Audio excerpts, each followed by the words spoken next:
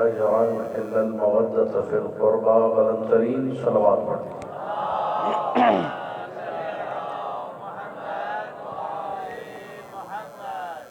عزیزان محترم، آج کی اس مجلس کے لیے اس آیت کو سرنامہ کلام قرار دیا گیا۔ قرآن مجید کی مشہور و معروف آیہ مودت ہر مومن کے ذہن میں آیت بھی موجود ہوگی، ترجمہ بھی موجود ہوگا۔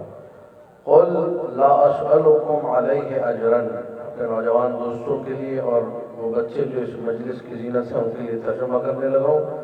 قل کہہ دیجئے لا اسألکم علیہ اجرا، اس ساری رسالت، اس ساری زحمت جو انجام دی نبی اکرم نے، اس سب پر کچھ نہیں مانگتا، پوری توجہ چاہ رہا ہوں، الا المودۃ فی القربى، سوائے ایک چیز کے، اور وہ ہے میرے قربا کی مودت۔ تھوڑا سا تمہید میں میرا ساتھ دیجیے گا تاکہ جو پیغام آج کی اس مجلس میں دینا چاہ رہا ہوں آپ کے اذہان عالیہ میں منتقل کر سکوں۔ نبی وہ نبی ہے کہ جس نبی نے جب دعوت اسلام سرزمین حجاز پر مشرکوں کے سامنے رکھی، کافروں کے سامنے رکھی، اور یہ نعرہ بلند کیا، قولوا لا الہ الا اللہ تفلحوا، لا الہ الا اللہ کہو فلاح پا جاؤ گے، لا الہ الا اللہ کہو کامیابی کا رستہ تمہیں نظر آ جائے گا۔ اس نعرے کو بلند کرنے کے بعد چاروں طرف سے اعتراضات، چاروں طرف سے چیمگوئیاں، چاروں طرف سے باتیں کہ ارے ہم بت پرستی کیسے چھوڑ دیں، ہم اپنے آباء و اجداد کا دین کیسے چھوڑ دیں۔ آئے نبی کے پاس، پوری توجہ چاہو، کہنے لگے کہ اے یتیم عبداللہ، اے محمد بتاؤ کیا چاہیے تمہیں، مشرق و مغرب میں جتنا سونا چاندی ہے سب تمہارے قدموں میں رکھ دیں گے، عرب کی حسین و جمیل عورت تمہیں لا کر دیں گے، لیکن ہم سے یہ لا الہ الا اللہ کا نعرہ یہ مت طلب کرو۔ توجہ چاہ رہا ہوں، ذرا مودت کی اہمیت کو سمجھیے گا۔ نبی سے آ کر کہا کہ ہمیں یہ نعرہ پسند نہیں لا الہ الا اللہ کا، ہمیں اسلام نہیں چاہیے، جو مانگنا ہے مانگو، پیسہ چاہیے، درہم و دینار چاہیے، حسین و جمیل عورت چاہیے، سب دے دیں گے۔ میرے اور آپ کے مولا نبی اکرم نے یہ جملہ کہا، اگر میرے ایک ہاتھ پر آفتاب اور دوسرے ہاتھ پہ مہتاب رکھ دو تب بھی میں اپنی دعوت سے پیچھے نہیں ہٹوں گا۔ پوری توجہ چاہ رہا ہوں، یہ ساری کائنات کی نعمتیں لے کر آئے تھے، سب دے دیں گے، نبی نے ٹھکرا دیا۔ اس کے بعد انہوں نے ظلم ڈھانا شروع کیا، اس کے بعد اذیتیں دینا شروع کی، اتنی نبی کو اذیتیں دی۔ توجہ چاہ رہا ہوں کیونکہ آج کی شب اسی نبی کے نواسے سے منصور میں نے وہاں تک جانا ہے، تمہید اسی لیے ہے۔ اتنی اذیتیں کہ نبی کو کہنا پڑا ما اوذی نبی مثل ما اوذی، کسی نبی کو اتنی اذیت نہیں دی گئی جتنی مجھے دی گئی۔ یہ امامہ جو آپ دیکھ رہے ہیں سر پر، مسجد الحرام میں نبی نماز پڑھ رہے ہیں، اس امامے کو کھولا گیا، نماز پڑھتے ہوئے نبی کی گلے میں اس کو پھندا بنا کے نبی کو مسجد سے باہر نکال کے مشرکوں نے کھینچا۔ اونٹ کی اوجڑی، بکری کی اوجڑی، مختلف جانوروں کی گندگی نبی کے راستے میں کبھی نعوذ باللہ نبی کے بدن پر ڈال دی گئی۔ کون کون سی اذیت نبی کو نہیں دی گئی، ساری اذیتیں نبی نے برداشت کی۔ توجہ چاہ رہا ہوں، لیکن اپنی دعوت سے پیچھے، لا الہ الا اللہ کے اعلان سے پیچھے، وہ نبی جملہ آپ کی خدمت میں عرض کرنے لگا ہوں جس نے ساری نعمتیں ٹھکرا دی ہیں، جو کائنات کے ہر درہم و دینار کو ٹھکرا کے بیٹھا ہے، جو کائنات کی ساری حسین و جمیل عورتوں کو ٹھکرا کے بیٹھا ہے، جو یہ دعویٰ کر رہا ہے آفتاب رکھو یا مہتاب دائیں اور بائیں ہاتھ میں، اپنی دعوت سے پیچھے نہیں ہٹوں گا، ساری اذیتیں جھیلنے کو تیار ہوں، اپنی دعوت سے پیچھے نہیں ہٹوں گا۔ جو سب کچھ ٹھکرا کے بیٹھا، ساری زحمتیں برداشت کر کے بیٹھا، آج وہ اجر مانگ رہا ہے تو یقیناً کوئی ایسی چیز مانگے گا جو درہم و دینار سے افضل ہو، جو کائنات کی ہر نعمت سے افضل ہو، اور جس کے لیے ساری زحمتیں روا ہو، برداشت ہو۔ تو اب نبی نے مانگا کہ ان سے پیار کرو، حسن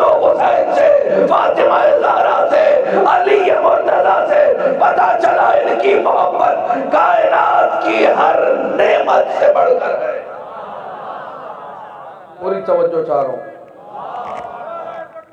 اللہ اکبر، یا رسول اللہ، علی ولی اللہ، علی ولی اللہ۔ توجہات میرے ساتھ ہیں یا نہیں ہے؟ کہ میں اور آپ جو یہاں پر جمع ہوئے ہیں، یہ مودت کوئی چھوٹی چیز نہیں ہے، محبت کوئی چھوٹی چیز۔ حب آل محمد یومن، حدیث بحار الانوار میں علامہ مجلسی نے نقل کی ہے، ایک دن جو آل محمد علیہ السلام کی محبت میں بسر ہو، گزرے، حب آل محمد یومن افضل من عبادت سنۃ، پورے سال کی عبادت سے افضل ہے۔ اس کا مطلب یہ محبت بڑی پاکیزہ چیز ہے، یہ کوئی ہلکی چیز۔ ہاں، ہم اس کے ادب و آداب سے واقف نہیں ہیں۔ کبھی کبھار ہم لوگ یہ جسارت کر بیٹھتے ہیں کہ بنا وضو کے فرش مجلس پہ آ جاتے ہیں، وہ رعایتیں جو ہمیں کرنی چاہیے وہ نہیں کر پاتے، لہٰذا وہ جو ما حصل ہے، جو نتیجہ ہے مجلس کا، وہ جو طہارت لے کے اٹھنا چاہیے وہ ہمیں نہیں ملتا، ہماری وجہ سے ہمیں نہیں ملتا۔ توجہ چاروں جملے کے اوپر، ورنہ ایک محبت کا بسر دن جب سارے سال کی عبادت سے افضل ہو، اس کا مطلب یہ محبت بڑی قیمتی چیز ہے، یہ کوئی چھوٹی چیز نہیں ہے، یہ بہت بلند چیز ہے۔ اسی لیے اجر رسالت میں اس مودت کو طلب کیا۔ ایک اور مقام پر حدیث ہے، امام جعفر صادق علیہ السلام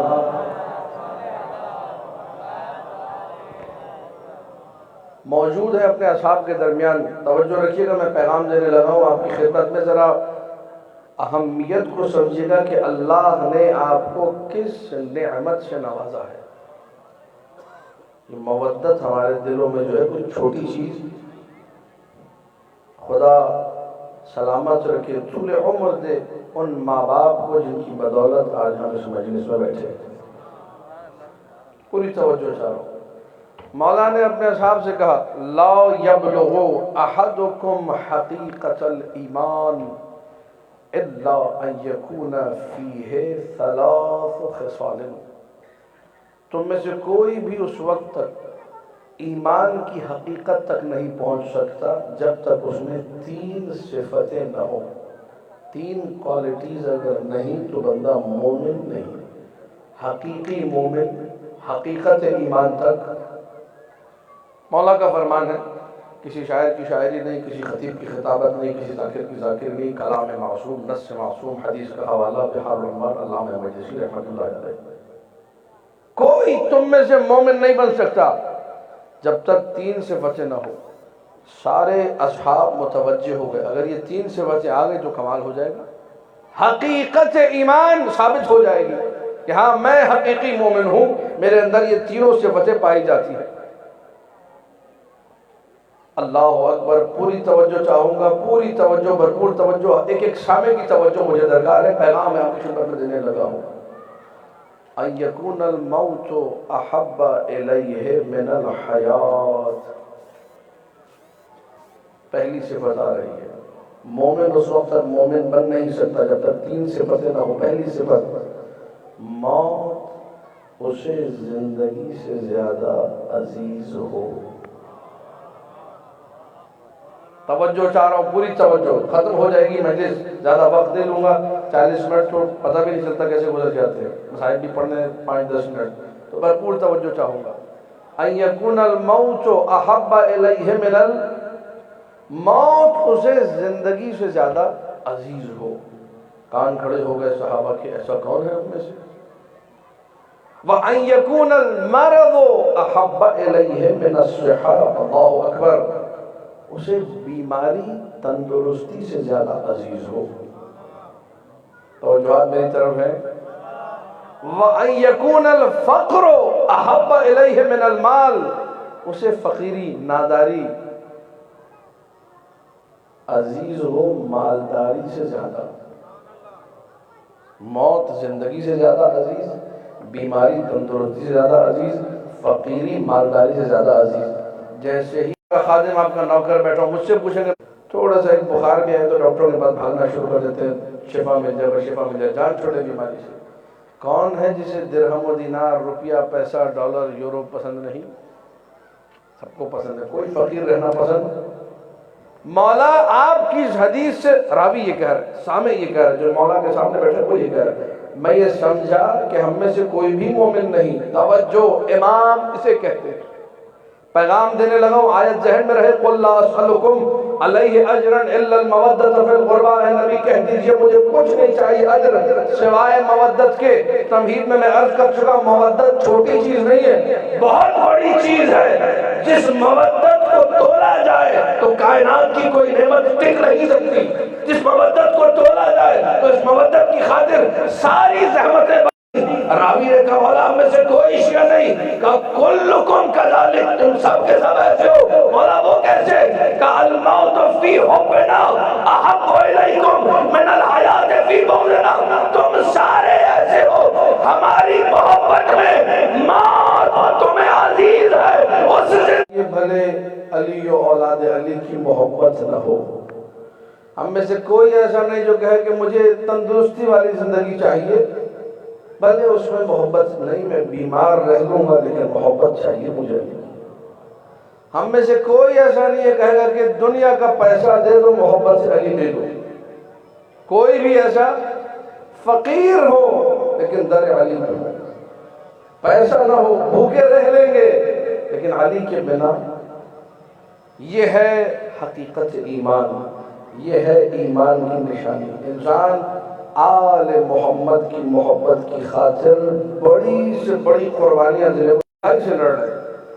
ایک وہ عمل ہے وہ ہمیں دکھائی دیتا ہے، لیکن دوسری طرف وہی شخص جو چھوٹی رقم کے لیے اپنے گھر والوں سے لڑ رہا تھا، ایک بڑی رقم علی و اولاد علی کے لیے چھوڑ دیتا ہے۔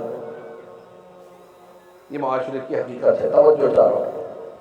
جو غلط عمل اگر کوئی کسی مومن کا پیسہ کھا کے بیٹھا ہے لیکن نیاز پہ پیسہ دے رہا ہے، لیکن آپ یہ دیکھیے دنیا سے محبت اگر ہوتی زیادہ تو کبھی حسین کے لیے پیسہ نہ نکالتا۔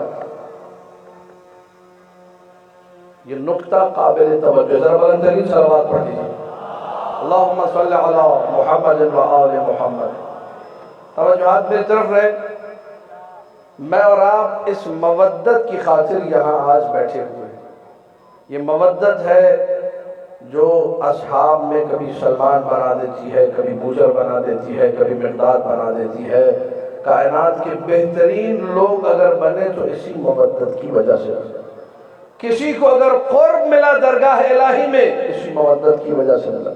اگر یہ مودت و محبت نہیں، کچھ ہمارے دامن میں، کچھ ہمارے پاس، کسی کو بھی اگر عزت ملی ہے تو اس محبت اور اس مودت کے صدقے میں۔ اس محبت کو نکال دیا جائے، نمازیں پڑھنے والے بہت ہیں، روزے رکھنے والے بہت ہیں، قرآن پڑھنے والے بہت ہیں۔ نواز رسول کا سفر جب شروع ہوگا آپ لوگ دیکھیں گے تاریخ کے عجیب و غریب مناظر، جو اچھے اچھے اعمال بجا لانے کے لیے ادھر سے ادھر بھاگ رہے ہیں لیکن حسین کا ساتھ دینے کو تیار نہیں۔ کربلا میں کوفہ سے آئے لمبی لمبی داڑھیوں والے لوگ، نہ لشکر یزید میں تھے نہ لشکر حسین میں تھے، بیچ میں کھڑے تھے، پہاڑیوں پہ کھڑے ہو کر دعا مانگ رہے تھے، اے میرے اللہ حسین کو جیت دے دے، توجہ، اے میرے اللہ حسین کو کامیاب کر دے۔ تاریخ طبری، اللہم انزل النصر علی الحسین، اے میرے اللہ حسین کو فاتح بنانا اس میدان کا۔ ایک یزیدی نکلا، یہ عجیب ہے، یہ عجیب لوگ ہیں، کس قسم کے لوگ ہیں، ان میں مودت نہیں ہے۔ مودت اس کا نام نہیں، مودت ہے جو کر سکتے ہو علی و اولاد علی کے لیے کرو۔ ایک یزیدی نکلا کہ بدماشو بدبختو، دعائیں حسین کے لیے مانگ رہے ہو، آگے کیوں نہیں آتے حسین کے لشکر کو حسین کا ساتھ دینے کے لیے؟ پیغام دینے لگا ہوں، مودت اگر سر چڑھ کے بولے، انسان ایک لمحے کے لیے حسین سے غداری نہیں کر سکتا، وفادار رہے گا، گلا کٹا دے گا، پیچھے نہیں ہٹے گا۔ میں حسین ابن علی کا ماننے والا ہوں، میں حسین ابن علی کا غلام ہوں، میں ایک لمحے کے لیے پیچھے بعض لوگ ان کا مزاج یہ، ان کی محبت اتنی کہ خالی دعا مانگے گے. جنہوں نے خط لکھے تھے دعا مانگنے والوں میں تھے. اللہ کرے حسین ابن علی کو حکومت مل جائے، اللہ کرے حسین ابن علی کامیاب ہو جائے. پریکٹیکلی کچھ کرنے والے نہیں تھے. 28 رجب کی مجلس ہمیں یہ پیغام دیتی ہے کہ تمہاری مودت اگر عروج پر ہے تو 28 رجب سے لے کر عاشور تک تم نے حسین کے ساتھ رہنا ہے. اب بڑا سخت جملہ کہنے لگا ہوں، اگر آپ لوگ برداشت کر سکے، لیکن ذرا سخت جملے کی سختی کو ذرا کم کرنے کے لیے ایک بلند ترین صلوات پڑھ دیجیے. اللہم صلی علی محمد و آل محمد. دیکھیے بہت سارے لوگ ہیں جو 28 رجب سے لے کر 2 محرم تک کربلا معلی میں حسین ابن علی کے ساتھ وارد ہوئے، 2 محرم سے لے کر شب عاشور تک مولا کے ساتھ رہے. اور جب مولا نے کہا نا چلے جاؤ، جس کو جانا ہے سب چلے جاؤ، بیعت اٹھا لی میں نے. کل گردنیں کٹیں گی، کل ہاتھ پاؤں کٹیں گے، کل خون بہے گا، بچے گا کوئی بھی نہیں، اعلان کر دیا. معتبر روایت علامہ مجلسی نے بھی نقل کی، دیگر علماء نے بھی. 1000 کے قریب لوگ تھے. کتنے؟ 1000 کے قریب لوگ. یہ چراغ بجھانے سے پہلے کی بات ہے. لوگ اٹھ کے جا رہے تھے، 20 کر کے، 30 کر کے. چراغ بجھ گیا. اب جب دوبارہ چراغ کو روشن کیا تو 40 سے 50 لوگ رہ گئے تھے. لشکر یزید سے 32 لوگ آئے، کل ملا کے 72 یا 100 کا عدد مکمل ہوا جو گنج شہیدہ میں نام لکھے ہوئے. ان لوگوں کو دیکھ کر جو اب باقی بچے ہیں، جن کو بتا دیا گردن کٹے گی، ہاتھ کٹے گا، گلا کٹے گا، ہاتھ پاؤں کٹیں گے، پھر بھی باقی بیٹھے رہے، پھر بھی وہاں رہے. ان لوگوں کو دیکھ کے مولا نے کہا ایسے نہ میرے بابا علی کو ملے، نہ میرے بھائی حسن کو ملے، نہ میرے نانا رسول اللہ کو. سلام اللہ علیکہ یا ابا عبداللہ. پوری توجہ چاہ رہا ہوں، ایسے لحوف کے جملے پڑھ رہا ہوں. ایک شخص کا تمہارے بیٹے کو شہر رائے میں گرفتار کر لیا ہے ڈاکوؤں نے، درہم و دینار حسین ابن علی نے دیے، کہ یہ لو پیسے جا کے ڈکیتوں کو دو، تمہارے بھائی کو آزاد کر دیں. مودت کسے کہتے ہیں؟ مودت منجلی ہوتی ہے حسین کے قدموں میں، کربلا معلی میں. مودت کسے کہتے ہیں؟ مودت اسے کہتے ہیں. یہ لو پیسے میں حسین ابن علی اجازت دے رہا ہوں، جاؤ کہ بچے کو چھوڑاؤ، میں تمہاری محبت دیکھ لی. یہ ان لوگوں میں سے تھا جو اٹھ کر نہیں گئے، جو بیٹھے ہوئے تھے. اٹھ کر نہیں گیا، بیٹھا رہا. میں نے اجازت دی، تم جاؤ یہ پیسے لو، بچے کو چھوڑاؤ. کل کو قیامت کے دن جنت کی ضمانت بھی جنت کا شہزادہ حسین دے رہا ہے. جاؤ. کہنے لگا مولا اگر مجھے یہ بھی خبر مل جائے کہ میرے بچے کو درندوں نے ٹکڑے ٹکڑے کر کے صحرا میں پھینک دیا، تب بھی میں یہاں سے نہیں اٹھوں گا. یہاں سے اٹھنا شرمندگی ہے، یہاں سے اٹھنا خلاف بندگی ہے. مودت اسی کو کہتے ہیں. آل اولاد سب کچھ قربان ہو جائے، لیکن حسین ابن علی سے پیچھے ہٹنے کو تیار نہیں. کتنے لوگ تھے؟ قلیل ہیں. سامنے 30,000 کا لشکر ہے، یا 150 لوگ، یا 72 کی تعداد جو علماء نے لکھی ہے. ان 72 نے اپنے آپ کو امر کر لیا. کیوں؟ ادائے اجر رسالت میں کامیاب ہے. مودت کو ثابت کر دیا. مودت کسے کہتے ہیں؟ ہر چیز قربان نام حسین و اولاد حسین. قل لا اسألکم علیہ اجرا الا المودۃ فی القربى. یہ آیت ہم سے مودت کو مانگ رہی ہے. مودت پیچھے ہٹنے کو نہیں کہتے، مودت ساتھ رہنے کو کہتے ہیں. آخری دم تک ساتھ رہنا. نکلے کیوں سے 28 کو؟ واقعات کیا رونما ہوئے تھے. جب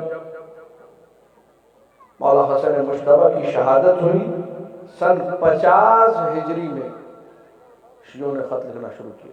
مولا حسین اب آپ اٹھیے، بس آپ قیام کریں، ہم آپ کے ساتھ ہیں. مولا حسین نے جواب لکھا کہ دیکھو میرے بھائی نے جو عہد پر دستخط کیے تھے میں اس سے پیچھے نہیں ہٹوں گا. کیا مصلحتیں تھی میں اور آپ نہیں جانتے. آخری جملہ مجلس مکمل ہو گئی. کہ میرے بھائی نے جو دستخط کیے تھے میں پیچھے ہٹنے والا نہیں۔ معاویہ حکمران ہے، معاویہ کے دور حکومت میں ایسے کام ہو رہے ہیں جو شیعوں کو پسند نہیں آ رہے، مولا علی کی شان میں گستاخی ہو رہی ہے، شیعوں کو پسند نہیں آ رہا کہ یا حسین ابن علی قیام کیجئے، کہ میرے بھائی حسن نے دستخط کیے تھے عہد نامے پر، میں پیچھے نہیں ہٹوں گا۔ 10 جو چاروں، خاص طور پہ جو امامیہ اسٹوڈنٹس آرگنائزیشن کے میرے نوجوان دوست ہیں، ان کی کاوشوں کو دیکھ کر دل سے ان کے لیے دعا نکلی۔ ان نوجوانوں کو خاص طور پہ دعوت فکر دینے لگا ہوں۔ کچھ کو ہم نے دیکھا کہنے لگے ہم حسینی ہیں دنیا میں، کہاں پر جوش اور کہاں پر ہوش، کہاں حماسہ چاہیے اور کہاں پر علماء کی رہنمائی چاہیے، کہاں کیسے چلنا ہے۔ ہم حسینی ہیں دنیا میں پھیلے، کیوں ہم اگر یہ کہیں کہ ہم حسنی ہیں دنیا میں پھیلے، اس میں کوئی برائی ہے کیا؟ توجہات ہے یا نہیں ہے؟ بھائی ہم حسینی ہیں دنیا، ہم حسنی ہیں دنیا میں پھیلے ہوئے، حسنی کیوں نہیں کہتے؟ صرف حسینی کیوں ہے؟ ہماری درسگاہ کربلا، کربلا تو صلح حسن کی ہماری درسگاہ نہیں، وہ بھی درسگاہ ہے۔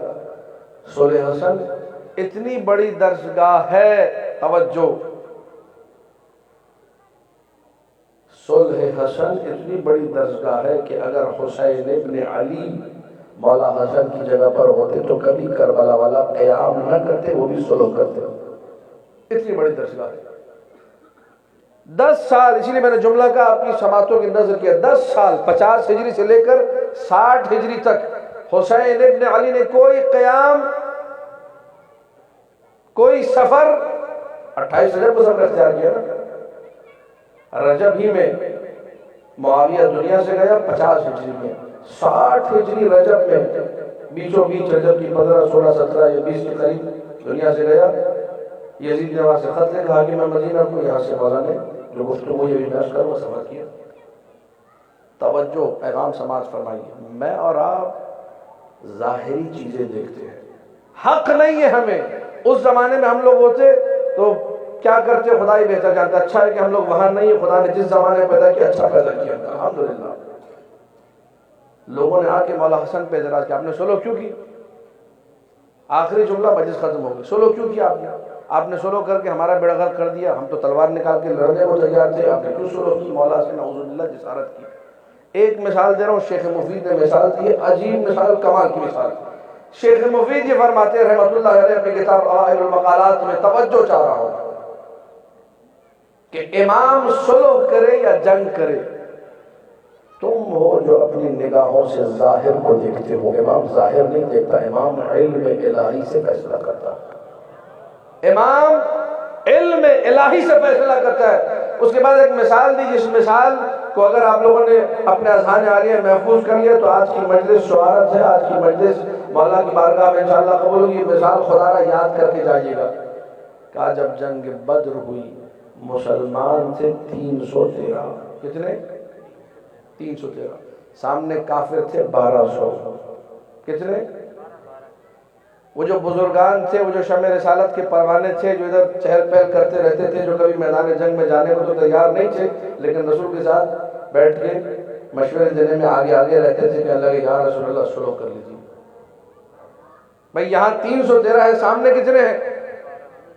یا رسول اللہ صلح کر لیجیے۔ یا رسول اللہ جنگ تو بنتی نہیں، ہم لوگ 313، ایک گھوڑا، ایک اونٹ، چند تیر، چند کمان، چند تلواریں، چند نیزے، چند بھالے، ایسے جنگ ہوگی؟ یا رسول اللہ صلح، یا رسول اللہ صلح۔ ہم لوگ ہم سے 2 گنا زیادہ ہے، 1200 اور 313، کیسے لڑائی ہوگی؟ سارے پہلوان، سارے سرما، جنگ نہیں ہونی چاہیے، صلح ہونی چاہیے۔ رسول نے کیا کیا؟ کیا کیا رسول نے؟ جنگ۔ رسول نے بدر میں سورہ آل عمران وَلَقَدْ نَصَرَكُمُ اللَّهُ بِبَدْرٍ، اللہ نے تمہیں بدر میں جیت عطا کی۔ 313، سارا زمانہ ظاہری اعداد کو دیکھ کر ویزیبل ڈیجٹس کی انکوائری کر کے کہہ رہا تھا جنگ نہیں ہونی چاہیے، صلح ہونی چاہیے۔ نبی نے کیا کیا؟ جنگ کی، اللہ نے جیت عطا کی۔ حدیبیہ کا میدان آیا، پانسا پلٹ چکا ہے، مسلمان 3600، توجہ، مسلمان 3600، 3600 مسلمان، کافر 1200۔ کافر کتنے؟ اب جو پچھلی جنگ بدر میں جو کچھ عرصے پہلے ہوئی تھی وہاں مشورے دے رہے تھے سلو کیجئے، بڑھ کے کہہ رہے تھے ہم چھوڑیں گے نہیں، کاٹ ڈالیں گے، ختم کر دیں گے. کہ اب مسلمان 3600 ہے، سامنے کفار کتنے ہیں؟ 1200. جو ڈرپوک تھے وہ بھی بہادر بن بیٹھے، جنہوں نے کبھی ایک مکھی نہ ماری ہو وہ بندہ مارنے کی بات کرنے لگے کہ ہم نہیں چھوڑیں گے، ہم ایسا کر دیں گے، ہم ویسا کر دیں گے. ذرا سامنے تو آئے دیکھ لیں گے ان کو. خوب رجس پڑے جا رہے، خوب تیاریاں ہو رہی، کیونکہ پتہ ہے ہم 3600 ہیں. سامنے کتنے؟ جنگ بدر میں مسلمان 313، کفار 1200. یا رسول اللہ سلو کر لیجیے، جنگ نہیں کرنی. رسول نے جنگ کی. حدیبیہ میں مسلمان 3600، سامنے کافر 1200. یا رسول اللہ سلو تو بنتی ہی نہیں ہے، جنگ ہی جنگ ہوگی. رسول نے جنگ نہیں کی، سلو کی. اللہ نے بدر کی جنگ کو فتح مبین نہیں کہا، صلح حدیبیہ کو کہا انا فتحنا لکا فتحا مبینا. اے رسول ہم نے تجھے فتح مبین عطا کی. مسلمان اپنی نگاہوں سے دیکھ رہا تھا کہاں جنگ ہونی چاہیے، کہاں سلو. جہاں جنگ کہا وہاں نبی نے سلو کی، جہاں سلو کا کہا وہاں نبی نے جنگ کی. اور پیغام دے دیا تو ظاہر دیکھ کے فیصلہ کرتا ہے، میں رب کے ارادے کے مطابق عمل کرتا ہوں.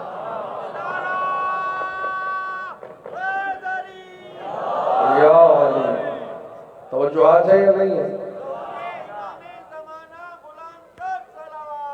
اللہم صلی علی محمد و آل محمد.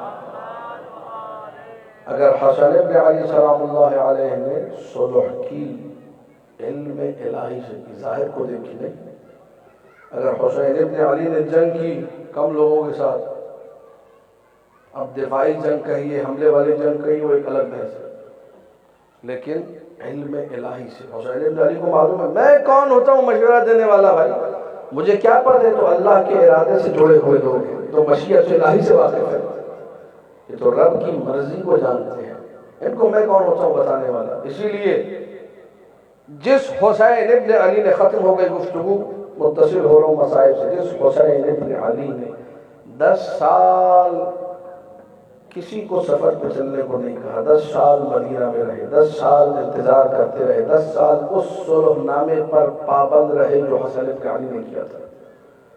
جیسے ہی 60 ہجری رجب کا مہینہ انتقال ہوا، معاویہ دنیا سے گیا، یزید نے خط لکھا ولید ابن عتبہ کو کہ حسین کو بلا کر بیعت ہو. یہ 26 رجب کا واقعہ ہے. بلایا گیا 28 رجب سے 2 سے 3 رات پہلے بلایا گیا کہ یزید گورنر بن چکا ہے اور آپ سے بیعت طلب کر رہا ہے. پوری توجہ چاہ رہا ہوں. حسین جب پہنچے، تفصیل میں نہیں جاؤں گا، اختصار کے ساتھ عرض کر رہا ہوں. تو کہا یہ رات کی تاریکی میں ڈھکے چھپے کمرے کے اندر بیعت کون سی بیعت ہے؟ اگر ہوگی تو سب کے سامنے ہوگی. یہ حسین اس علی کا بیٹا ہے جس علی نے نبی کے جانے کے بعد بیعت نہیں کی تھی. اسی علی کا بیٹا ہے. کبھی حق باطل کے آگے جھک، یہ پیغام ہے، حق کبھی باطل کے آگے نہیں جھکے گا.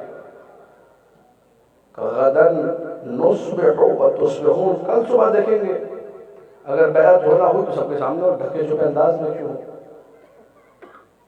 لوگ جو قتل کرنے والے ہیں وہ پہنچ چکے ہیں مکہ، لوگ جو زہر دینے والے ہیں وہ مدینہ پہنچ چکے ہیں. جزیرۃ العرب میں مکہ ہو یا مدینہ حسین کے دشمنوں سے بھرا ہوا ہے. گورنمنٹ کے لوگ پہنچ چکے، کسی طرح حسین بن علی کو قتل کر دیں. 28 رجب 2 سے 3 دن کے اندر علماء نے لکھا اگر ابوالفضل العباس نہ ہوتے قافلہ حسینی پہ جلدی تیار نہ ہوتا. سارا رخت سفر، سامان سفر حسین کے امر پہ، حسین بن علی کے حکم پر مولا عباس نے تیار کیا. چند جملوں کی زحمت، مجلس تمام ہو گئی. 28 رجب تاریخ مدینہ کے ان چند دنوں میں سے ہے جب مدینہ والے بہت روئے ہیں. ایک کوہرام عام بپا تھا، ایک قیامت کا سما تھا مدینہ منورہ میں۔ راوی کہتا ہے میں مدینہ میں وارد ہوا، وہ مدینہ کے لوگ جو خوش لباس تھے، وہ مدینہ کے لوگ جو مسکرا مسکرا کے ملتے تھے، وہ مدینہ کے لوگ جن کے چہرے پر رونق دیکھ کے انسان کو رونق کا احساس ہوتا تھا۔ اب جو میں گیا تو دیکھا ہر شخص رو رہا ہے، ہر شخص کے چہرے پہ کرب کے آثار نمایاں ہیں۔ میں نے کہا رو کیوں رہے ہو، آثار کرب کیوں ہے؟ تو اس نے کہا تجھے نہیں معلوم، جو حقیقت میں وارث مدینہ ہے وہ مدینہ چھوڑ رہا ہے۔ حسین ابن علی مدینے سے جا رہے ہیں۔ کہاں ہے حسین ابن علی؟ وہ مسجد نبوی کے برابر میں کوچہ بنی ہاشم، محلہ بنی ہاشم۔ علامہ دربندی رحمۃ اللہ علیہ نے لکھا ہے کہ راوی کوچہ بنی ہاشم کے قریب پہنچا، دیکھا کوچے کے دونوں طرف قناتیں لگی ہوئی، گلی کے دونوں حصوں پر قناتیں لگی ہوئی ہیں، اور ایک خوب رو جوان 30 سے 32 سال کا جس کا سن دیکھتا ہے وہ گلی میں پہرا دے رہا ہے۔ آگے بڑھ گئے، اس کے بعد کچھ اور ناقے آئے، ایک ایک کر کے بیویاں نکلنا شروع ہوئی۔ ناقوں کی گزری تھی، مجھے نہیں معلوم میں جملے کیسے پڑھوں گا اور آپ وہ کیسے سنیں گے۔ ابھی تھوڑی دیر گزری تھی، اچانک یہ عباس نے چھتوں پہ جو بچے کھڑے تھے گھور کر دیکھا۔ نیچے اتر آؤ چھتوں سے، علی کی بیٹی زینب باہر آ رہی ہے۔ نام زینب سننا تھا۔ حسین گھبرا کے کرسی سے کھڑے ہو گئے، اکبر بیٹے دوڑو، قاسم دوڑو، پھوپھی کو سوار کراؤ۔ عباس نے زانوں کو خم کر کے سیڑھی نما شکل بنائی تاکہ زینب قدم رکھے۔ حسین نے شانوں کو تھاما، اکبر نے پردہ محمل کو الٹا، قاسم نے جوتیاں اٹھائی۔ اس شان سے علی کی بیٹی سوار ہوئی ہے۔ اجرکم علی اللہ، یہ علی کی بیٹی مدینہ سے روانہ ہو رہی ہے، یہ سیدۃ نساء العالمین کی بیٹی ہے، یہ حسین کی بہن ہے، یہ علی کی بیٹی ہے، یہ فاطمہ زہرا کی بیٹی ہے، یہ نبی کی نواسی ہے جسے اس شان اور اس عظمت سے لے جایا جا رہا ہے۔ لیکن یہی زینب کبریٰ جب 2 محرم کو کربلا میں قدم رکھا، عزادارو، عباس نے آواز بلند کی، ایھا الکرام تقطعوا رؤوسکم، اے حسین کے باوفا ساتھیو اپنی نظروں کو جھکا دو، علی کی بیٹی اتر رہی ہے۔ حسین خود آگے بڑھے، عزادارو جیسے ہی علی کی بیٹی نے سرزمین کربلا پہ قدم رکھا، فتنفست الشہداء، ایک آہ بھری، بھیا یہ کیسی زمین ہے، قدم رکھا لگ رہا ہے پہاڑ ٹوٹ گئے۔ اجرکم علی اللہ، ان هذه ارض کرب و بلا، یہ وہی زمین ہے جو کرب و بلا کی زمین ہے۔ بڑی شان، بڑے احترام، 2 محرم کو خیمگاہ تک حسین و عباس نے پہنچایا۔ ختم ہو گئی مجلس، آخری جملہ، یہ زینب جو 28 رجب کو پوری شان سے سوار ہوئی، 2 محرم کو بڑی عظمت سے کربلا میں خیمگاہ تک گئی۔ راوی کہتا ہے 11 محرم کا دن 64 بیواؤں، بچوں بچیوں کا قافلہ جنہیں حسین و عباس نے سوار کرایا تھا، اب کوئی سوار کرانے والا نہ تھا، علی کی بیٹی اکیلے ایک ایک کو سوار کراتی رہی۔ آخر میں وہ مرحلہ آیا جب سب سوار ہو گئے، اب علی کی بیٹی دشت میں تنہا کھڑی رہ گئی۔ فنظرت یمینا و شمالا، ایک مرتبہ علی کی بیٹی نے دائیں دیکھا، ایک مرتبہ بائیں دیکھا، میں کہوں گا شاید اسی لیے دیکھا ہوگا کہیں سے حسین کی آواز آئے، بہن میں آ رہا ہوں، کہیں سے عباس لوڑے، بہن زینب میں آ رہا ہوں، لیکن لاشیں نظر آئے، کوئی سوار کرانے والا نہ تھا۔ ناقہ خود زمین پہ بیٹھ گیا، آجا میری بیوی۔ اجرکم علی اللہ، الا لعنت اللہ علی القوم الظالمین، وسيعلم الذين ظلموا آل محمد أي منقلب ينقلبون۔ بارگاہ راستہ محمد و آل محمد کا ہماری اس عبادت کو اپنی بارگاہ میں قبول فرما، سیرت معصومین علیہم السلام پہ چلنے کی توفیق عطا فرما، سرکار صاحب الامر کے ظہور میں تعجیل عطا فرما، ہم سب کو